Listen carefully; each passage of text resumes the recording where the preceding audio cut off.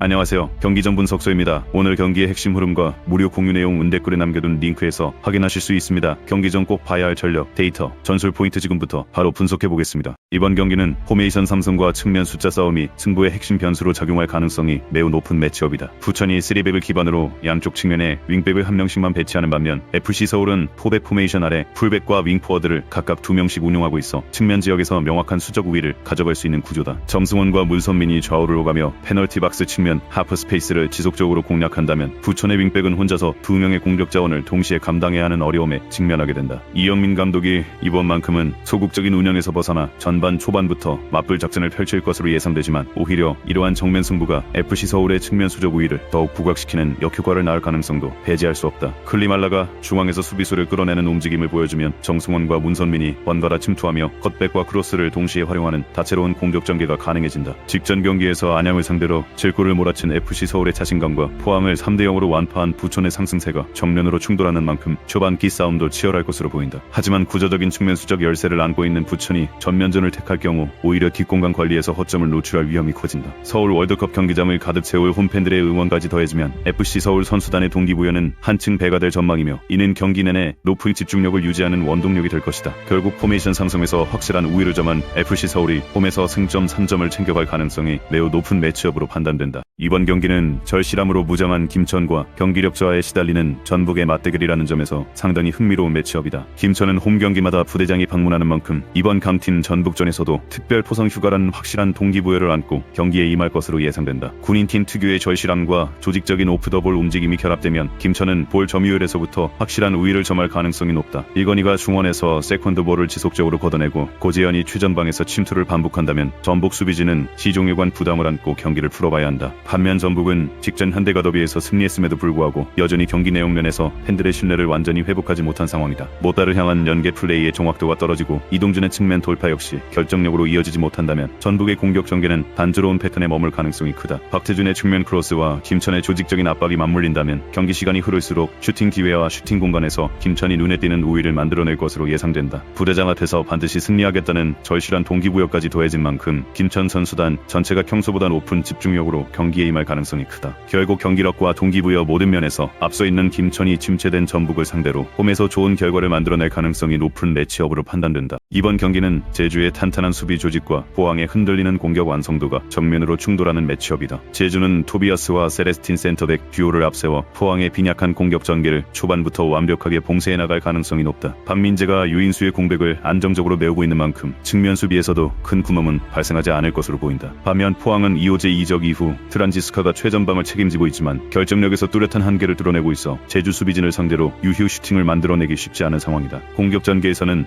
제주의 네게바가 핵심 변수로 작용할 전망이다. 측면 공간을 활용한 저돌적인 드리블 돌파는 포항의 풀백 라인을 지속적으로 흔들어 놓을 가능성이 크다. 어정원과 강민준이 네게바의 스피드와 파워를 동시에 감당해야 하는 부담을 안고 있는 만큼 시간이 흐를수록 측면에서의 수적 열세와 체력 저하가 동시에 나타날 수 있다. 게다가 박태하 감독 경질설까지 흘러나오는 어수선한 분위기 속에서 포항 선수단의 심리적 안정감도 흔들릴 수밖에 없어 보인다. 아야스가 최전방에서 볼을 지켜주고 이창민이 중원에서 공격 전개의 완급을 조절해준다면 제주는 경기 시종일관 안정적으로 주도권을 가져갈 가능성이 높다. 결국 수비 조직의 완성도와 측면 공격의 파괴력을 동시에 갖춘 제주가 부진에 빠진 포항을 상대로 승점 3점을 챙겨갈 가능성이 매우 높은 매치업으로 판단된다. 오늘 경기 분석은 여기까지입니다. 더 자세한 경기 흐름과 무료 공유 내용 댓글에 남겨둔 링크에서 확인하실 수 있습니다. 경기 전 핵심 정보는 경기 전 분석소에서 함께하세요. 구독, 좋아요, 알림 설정 부탁드립니다.